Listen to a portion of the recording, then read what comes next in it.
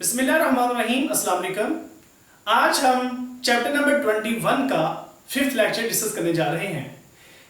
पिछले लेक्चर में हमने माइटोसिस की डिटेल डिस्कस की थी और हमने ये डिस्कस किया था कि माइटोसिस के कौन कौन से फेजेस हैं और ये हमारी बॉडी के लिए किस हद तक इम्पोर्टेंट है। हमने ये भी डिस्कस किया था कि हमारी ग्रोथ और डेवलपमेंट माइटोसिस पे डिपेंड करती है। जैसे जैसे माइटोसिस होती है हमारी बॉडी में सेल की तादाद बढ़ती है। याद रखिएगा, हमारी बॉडी के जितने भी सेल्स हैं वो कंट्रोल्ड मैकेनिज्म के तहत प्रोड्यूस होते हैं। हमारी बॉडी की नीड के अगेंस्ट कभी भी माइटोसिस नहीं होती।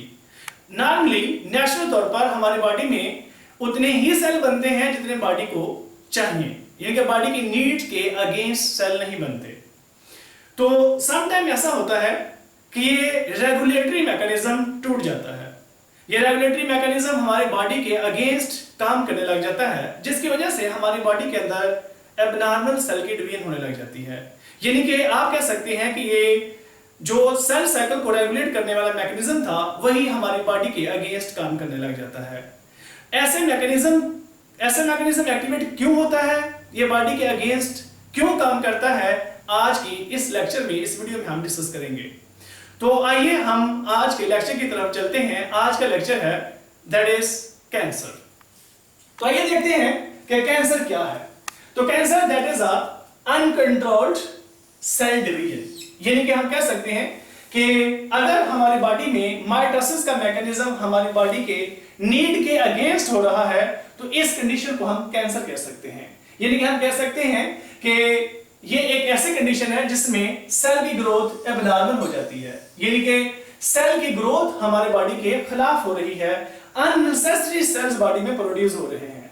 Cancer cell they do not follow normal growth signals या ग्रोथ फैक्टर्स। याद रखिएगा स्टूडेंट्स, हमारे बॉडी के अंदर जितने भी सेल डिवाइड हो रहे हैं वो सर्टेन सिग्नल के अकॉर्डिंग डिवाइड होते हैं। उन सिग्नल को हम ग्रोथ फैक्टर का नाम दे सकते हैं, यानी कि हमारे सेल की डिवीजन ग्रोथ फैक्टर पे डिपेंड करती है। लेकिन सम टाइम सेल डिवीजन अगर ग्रोथ फैक्टर को फॉलो ना कर रही हो और वो खुद से ही उनकी तादाद में इजाफा होता चला जाए तो इस कंडीशन को हम कैंसर कह सकते हैं। आपको कैंसर की डेफिनेशन आई थिंक क्लियर हो चुकी होगी कि कैंसर क्या है। That is a uncontrolled cell division जो कि हमारी बॉडी के अकॉर्डिंग नहीं होती।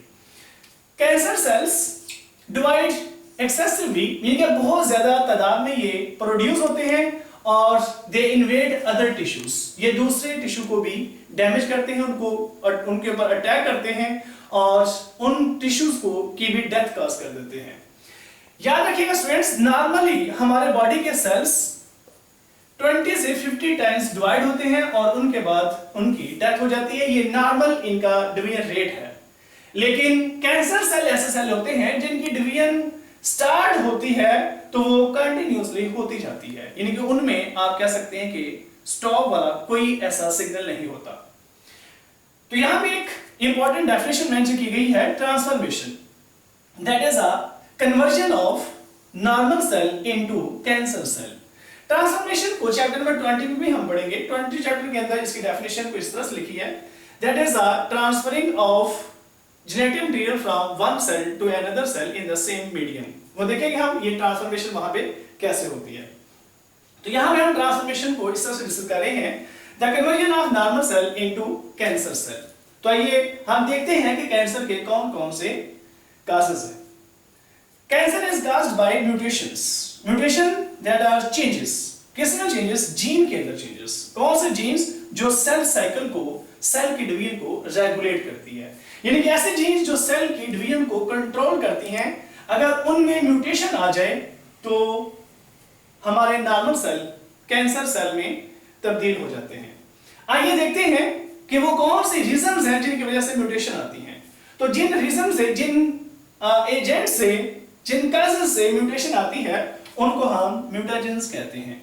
What are mutagens? These are, you can say that the sources, substances, elements or agents which causes mutations। तो वो कौन से एजेंट्स हो सकते हैं? जैसे वायरसेस है, पहला जो इसमें काज है म्यूटेशन का वो क्या है? वायरसेस जैसे मैंने यहाँ पे एग्जांपल दी है, papilloma virus that cause mutation and causes cervix cancer in females। The second one, that is tobacco smoke. It may also cause a mutation and may lead to lung cancer. Third one, that is radiations. Radiation में solar radiation शामिल हो सकती है या radiation that are arised और emit from the radio active material, यानी कि solar radiation भी इसमें शामिल हो सकती हैं या वो रेडिएशन जो किसी रेडियो एक्टिव मटेरियल से निकलती हैं। इनके एग्जांपल जैसे लिखिए, जैसे एक्स रेज है और UV rays, ultraviolet rays. The next one, that is acid deposition.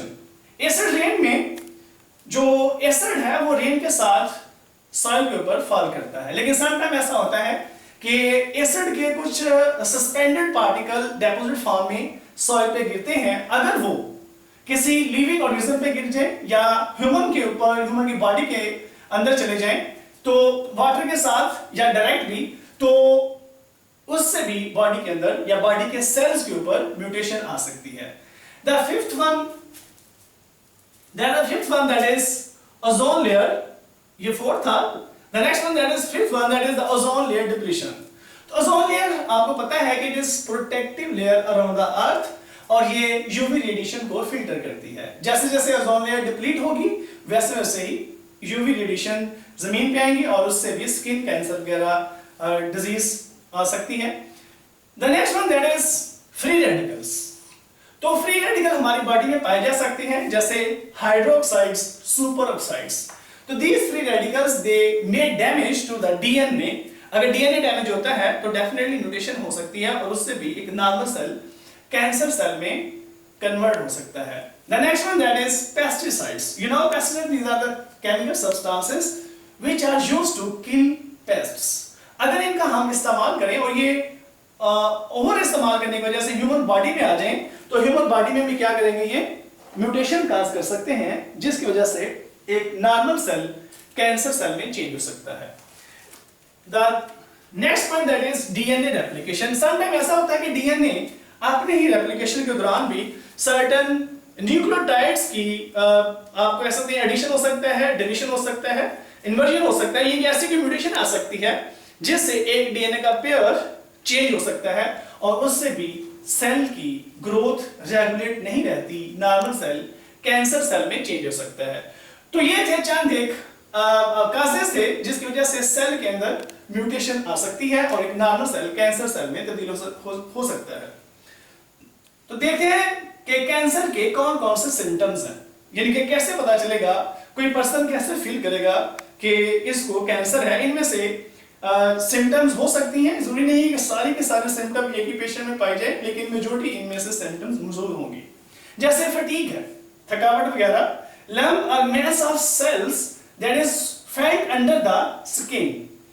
कुछ स्किन चेंजेस भी अपीयर होती हैं, जैसे स्किन का येलो हो जाना, डार्क हो जाना स्किन का, कफ वगैरह, मसल और जॉइंट पेन, नाइट स्वेट, यानी कि पसीना आना, यानी कि आप ये कह सकते हैं कि उसमें उस वक्त इस जो बॉडी है इस कंडीशन में नहीं है कि वो उसको स्वेट वगैरह, पसीना वगैरह आए, लेकिन आप कह सकते हैं कि एक इरेगुलरली, मतलब उसमें वो कंडीशन है जिस स्वेट वाली, फिर भी बॉडी के ऊपर बॉडी से स्वेट वगैरह रिलीज हो रहा है।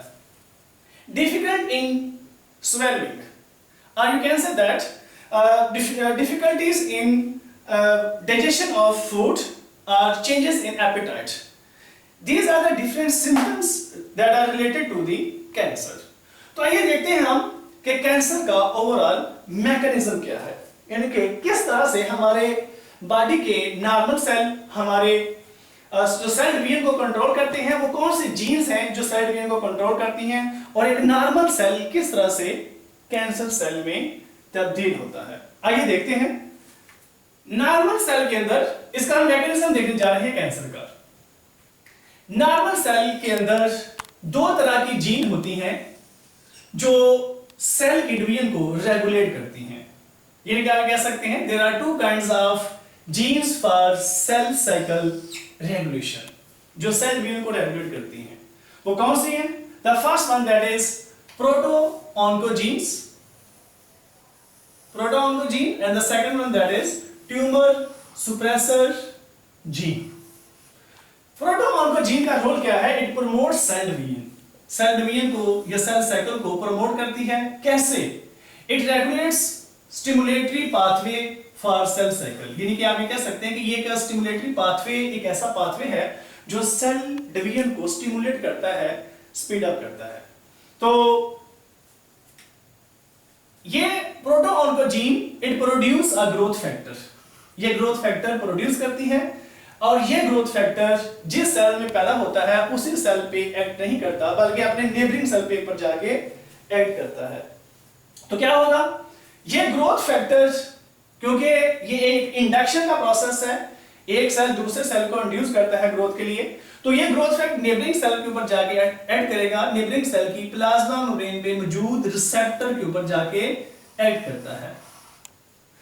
तो जिस सेल से ये रिलीज हो रहा है वो सेल डिवाइड अपने नेबरिंग सेल से होगा, उसका ग्रोथ फैक्टर इस सेल के ऊपर आके ऐड करेगा। तो इस तरह से ये मैकेनिज्म चलता है।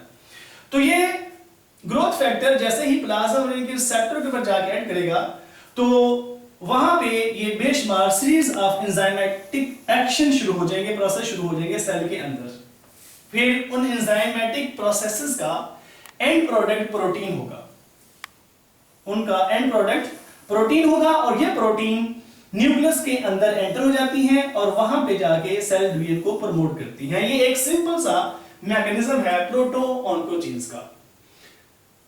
दूसरी तरफ हमारे पास ट्यूमर सुप्रेसर जीन है जो क्या करती है, इनहिबिट्स द सेल साइकिल, यानी कि ये सेल साइकिल को इनहिबिट करती है, यानी कि जब हमारे सेल की डिवीजन जरूरी नहीं होती तो ये ट्यूमर सुप्रेसर जीन ये सेल की डिवीजन को रोक देती है। कैसे रोकती है? Tumour suppressor gene produce growth inhibitor factor that is released and acts on receptors of neighbouring cells plasma membrane. वहां पे क्या होगा, वही काम, सीरीज ऑफ एंजाइमेटिक प्रोसेसेस शुरू होंगे और प्रोटीन सिंथेसिस होगी, ये प्रोटीन न्यूक्लियस में एंटर होगी और वहां पे जाके ये सेल साइकिल को इनहिबिट कर देगी जब हमारे बॉडी में सेल डिवीजन की जरूरत नहीं है या जहां पे सेल डिवीजन की जरूरत नहीं है वहां पे ये काम करेगी ट्यूमर सुप्रेसर जीन। ये तो एक नॉर्मल मैकेनिज्म है। आइए हम देखते हैं कि एक नॉर्मल सेल कैंसर सेल में कैसे तब्दील होता है। तो प्रोटोऑन्कोजीन अगर इसमें म्यूटेशन आ जाए, म्यूटेशन कैसे आती है मैंने वो एक्सप्लेन कर दिया है कि कौन कौन से काजेस हैं जिनसे म्यूटेशन आ सकती है। अगर प्रोटोऑन्कोजीन में म्यूटेशन आ जाए तो प्रोटोऑन्कोजीन ऑन्कोजीन में चेंज हो जाती है। ऑन्कोजीन यानी कि ये जीन अब कैंसर कॉजिंग जीन बन जाती है। जो प्रोटोऑन्कोजीन सेल साइकिल को कंट्रोल कर रही थी अब वो सेल साइकिल को स्टिमुलेट यानी कि बहुत ज्यादा इनहांस करेगी, यानी कि ऐसा होगा कि सेल हमारी डिवीजन के हमारी बॉडी की नीड के डिवीजन के अकॉर्डिंग नहीं होगा। तो क्या होगा, ये जीन प्रोटोऑन्कोजीन किसमें चेंज होगी है, ऑन्कोजीन में। अब ऑन्कोजीन क्या करेगी, it will produce products of proteins, ये प्रोटीन्स पैदा करेगी, ये प्रोटीन्स पैदा करेगी। ये प्रोटीन्स इस ग्रोथ फैक्टर को फॉलो नहीं करेगी। ये प्रोटीन्स ग्रोथ फैक्टर जो पहले ग्रोथ फैक्टर को फॉलो करता हुआ मैकेनिज्म आ रहा था अब ऐसा नहीं होगा। ये ऑन्कोजीन प्रोटीन्स को प्रोटीन प्रोड्यूस करेगी। ये प्रोटीन्स नेबरिंग सेल में दाखिल होंगी, नेबरिंग सेल में दाखिल होंगी और यानी कि जब नेबरिंग सेल के अंदर ये दाखिल होंगी वहां पे ये बगैर किसी ग्रोथ फैक्टर के सेल की डिवीजन को प्रमोट कर देंगे और सेल बगैर किसी बॉडी की नीड को कंसीडर करते हुए डिवाइड होता चला जाएगा, क्योंकि ये प्रोटीन एबनॉर्मल प्रोटीन्स हैं। ऑन्कोजीन्स बॉडी में दो तरह से बिहेव करती हैं, या तो ये बॉडी के अंदर बहुत ज्यादा एबनॉर्मल प्रोडक्ट्स बना देती हैं, बॉडी के अंदर बहुत ज्यादा एबनॉर्मल प्रोडक्ट्स बना देती हैं, या फिर बॉडी के अंदर नॉर्मल प्रोडक्ट्स की बहुत ज्यादा प्रोडक्शन हो जाती है, यानी कि दोनों तरफ से ही बॉडी को नुकसान है। तो ऑन्कोजीन ग्रोथ फैक्टर को फॉलो किए बगैर प्रोटीन बनाई जा रही है और ये प्रोटीन जाके सेल के ऊपर ऐड करेगी और सेल की डिवीजन को सेल के अंदर जाके न्यूक्लियस के अंदर जाएगी। सेल में जाहिर है सेल के अंदर जाके इसका रोल आगे न्यूक्लियस में होगा। न्यूक्लियस में जब ये एंटर होगी तो ये डिवीजन को प्रमोट करना शुरू कर देगी। ये नेबरिंग सेल की बात कर रही है, जिस सेल में ये पैदा हुई है वहां से ये निकल कर नेबरिंग सेल में जाएगी और अगर नेबरिंग सेल के अंदर ऐसा हुआ है तो वहां से ये वापस दूसरे में आ सकती है, यानी कि उसी सेल के अंदर ये एक्ट नहीं कर रही, वहां से ये मूव करके ये जो साइटोप्लाज्म में प्रोटीन बनती है वहां से ये मूव करके बाहर आती है, वहां से नेबरिंग सेल के ऊपर जाके ऐड करेगी, वहां से प्लाज्मा में सेंटर होगी साइटोप्लाज्म में, वहां से ये न्यूक्लियस में जाती है और न्यूक्लियस के अंदर जाके ये सेल डिवीजन को प्रमोट मसलसल करती है, जिसकी वजह से अनकंट्रोल्ड सेल की डिवीजन शुरू हो जाती है और एक सेल का मैस बन जाता है जिसको हम कैंसर कहते हैं, जिसको हम ट्यूमर का नाम दे सकते हैं। तो हम नेक्स्ट देखेंगे कि कैंसर की कौन कौन सी टाइप्स हैं। दूसरी तरफ ट्यूमर सुप्रेसर जीन है, नॉर्मली तो ये दो सेल साइकिल को रोक रही है, लेकिन सम टाइम यहां पे अगर इस जीन में म्यूटेशन आ जाए, अगर इसमें म्यूटेशन आ जाए तो ये जीन भी इनहिबिटरी मैकेनिज्म छोड़ देती है। ये जो ग्रोथ इनहिबिटर फैक्टर प्रोड्यूस कर रही थी, अब ये ग्रोथ फैक्टर प्रोड्यूस नहीं करेगी, बल्कि ये जीन भी एबनॉर्मल प्रोटीन पैदा करेगी। ये एबनॉर्मल प्रोटीन ऐसी प्रोटीन पैदा करेगी जो सेल साइकिल की डिवीजन को रोकेगी नहीं, बल्कि सेल के अंदर जाएगी, वहां से न्यूक्लियस के अंदर जाके सेल की डिवीजन को जो रोक रही थी अब नहीं रोकेगी और सेल की डिवीजन मुसलसल होती चली जाएगी, जिसके नतीजा में हमारे बॉडी के अंदर बहुत ज्यादा एबनॉर्मल सेल की प्रोडक्शन हो जाती है और इसी कंडीशन को हम कैंसर का नाम देते हैं। मैंने यहां पे वर्ड लिखा है ऑन्कोजीन्स, याद रखिएगा अब तक टोटल ऑन्कोजीन्स 100 के अराउंड आइडेंटिफाई हुई हैं और जीन की एक फैमिली है जिसको ये ऑन्कोजीन्स या कैंसर काजिंग जीन की एक फैमिली जिसको कहते हैं रास फैमिली। तो ऑन्कोजीन भी इसी से बिलोंग करती हैं, रास फैमिली से। रास फैमिली के दो ग्रुप्स यहां पे मेंशन किए हैं, रास के और रास एन। रास के they cause lung cancer and pancreatic cancer, while RAS N they cause leukemia यानी कि ब्लड कैंसर। तो अभी तक हमने कैंसर क्या है ये पढ़ा है, ट्रांसफॉर्मेशन के बारे में डिस्कस किया है, कैंसर के काजेस, सिम्टम्स और इसका मैकेनिज्म डिस्कस किया है। तो नेक्स्ट लेक्चर के अंदर हम कैंसर से हम कैसे बच सकते हैं, कैंसर के प्रिवेंटिव मेजर के बारे में डिस्कस करेंगे और हम डिस्कस करेंगे कि कैंसर की कौन कौन सी टाइप्स होती हैं। हम डिस्कस करेंगे कि कैंसर की हम ट्रीटमेंट कैसे कर सकते हैं। तो नेक्स्ट लेक्चर भी सुनना मत भूलिएगा। ये लेक्चर मैं उम्मीद करता हूं कि आपको मुकम्मल तौर पर समझ आ चुका होगा। आप इसको अच्छे तरीके से मेमोराइज करें और नेक्स्ट लेक्चर का इंतजार करें। अल्लाह हाफिज, गॉड ब्लेस यू।